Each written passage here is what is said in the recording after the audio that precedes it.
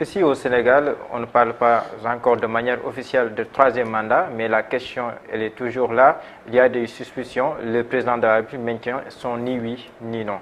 Est-ce que vous pensez que le président de la République devrait trancher le débat d'ores et déjà, ou bien est-ce que vous pensez qu'il faudrait tout simplement attendre 2024 pour pouvoir donner la direction à prendre? Moi, je pense que ni oui ni non, ce n'est pas une réponse souhaitable en démocratie, surtout dans un pays comme le nôtre. Et le Sénégal a payé très cher pour faire accoucher la deuxième alternance qui a justement permis au président Macky Sall d'accéder aux commandes. Je pense que nul n'est mieux placé que lui pour comprendre comment une polémique ou un contentieux autour d'interprétation d'un texte juridique peut conduire le pays dans une instabilité.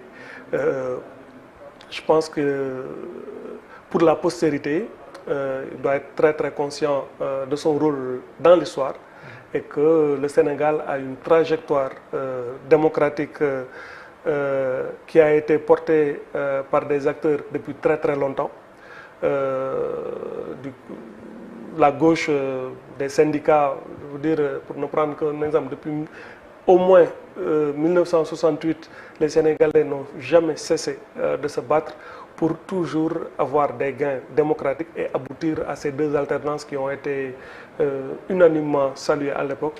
Le président Macky Sall a le devoir historique de maintenir le cap dans cette trajectoire et ne pas faire vivre le pays les germes d'une instabilité qui pourrait déboucher à de l'incertain, à de la violence.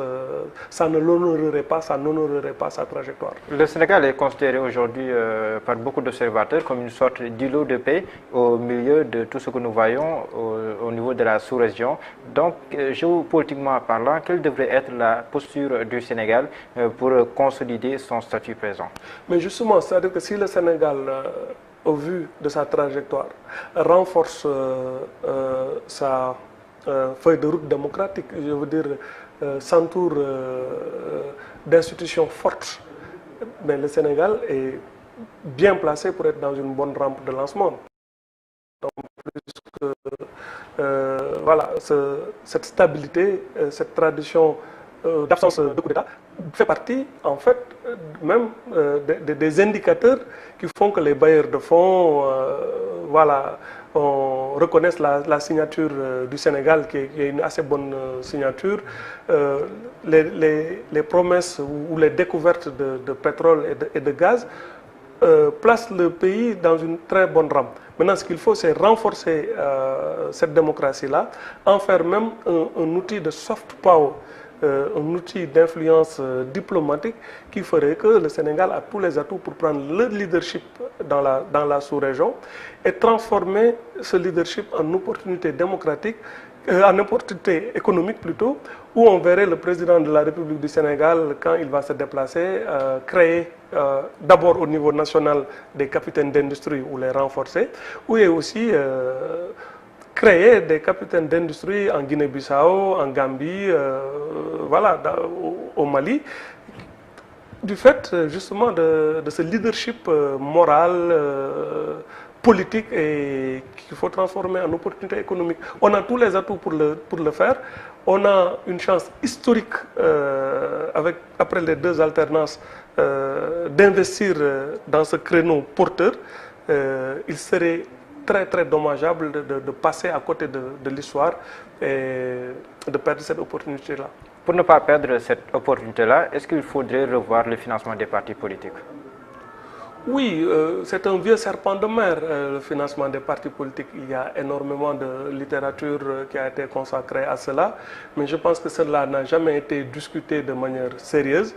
On n'a jamais essayé d'appliquer la loi de manière rigoureuse. Il ne faudrait pas qu'un parti au pouvoir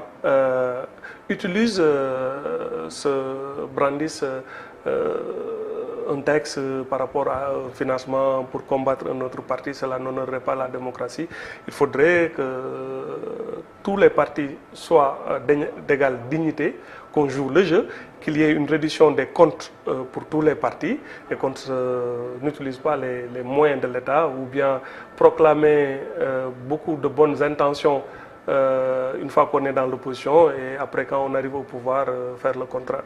Je pense qu'il faut toiletter les textes, appeler à de larges concertations consensuelles autour de cette question qui font que les partis aient une existence légale, transparente et qui conduirait peut-être même à ce qu'on puisse dissoudre un parti si on se rend compte que c'est juste un GIE, etc. Mais on est encore très loin de ça. Ce que l'on observe, c'est qu'une fois qu'un parti est au pouvoir, il utilise de manière plus ou moins claire ou détourner les moyens de l'État pour imposer sa domination aux autres partis. Je pense que cela fausse la compétition électorale. Aujourd'hui, le président Macky Sall lui-même sur la TFM, je pense que c'est vous qui l'interviewez, il avait dit, urbi et orbi, qu'il bénéficiait des financements de ces militants de la diaspora et pas seulement.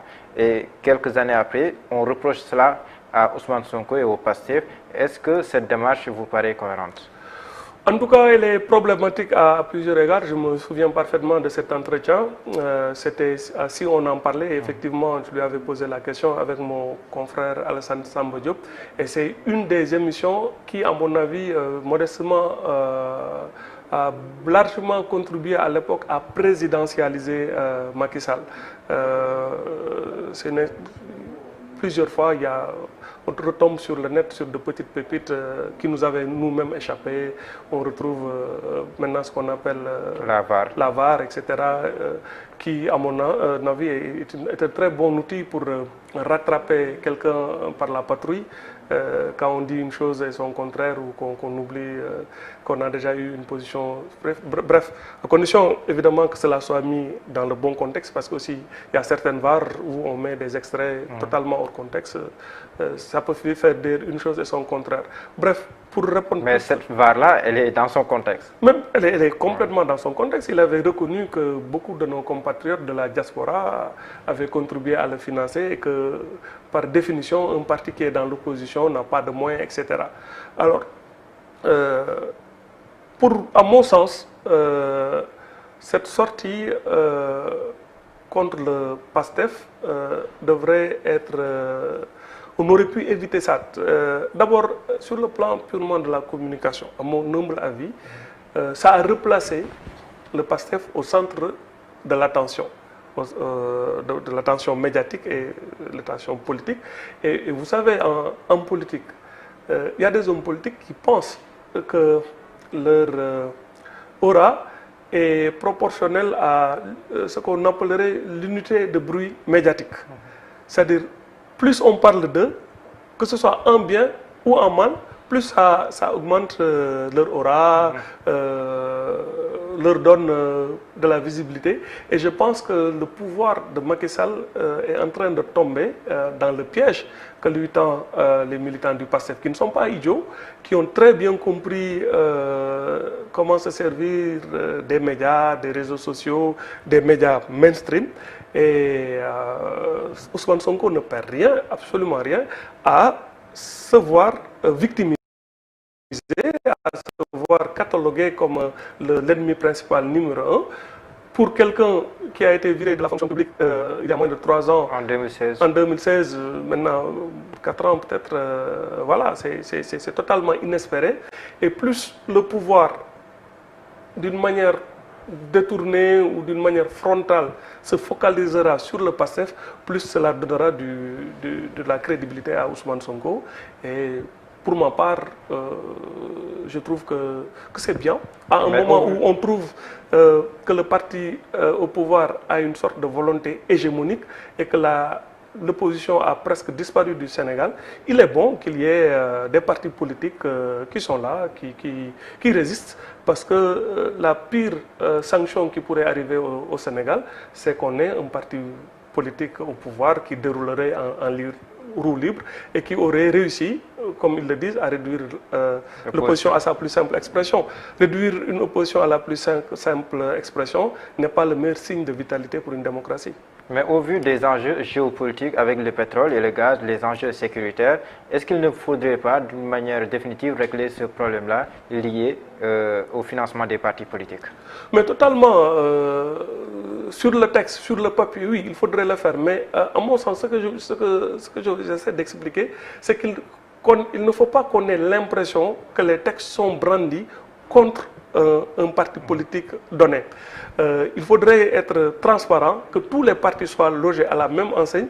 Si le jeu est clair et si le but du jeu c'est réellement d'aller à la transparence, il faudrait d'abord que le parti au pouvoir se l'applique par la pédagogie, par l'exemple, et qu'il y ait un consensus. À partir de ce moment, et que on applique strictement la loi et que tous les partis sont logés à la même enseigne, évidemment, là, les syndicats, la presse, la société civile seraient les garants de cet équilibre démocratique auquel on aspire tous.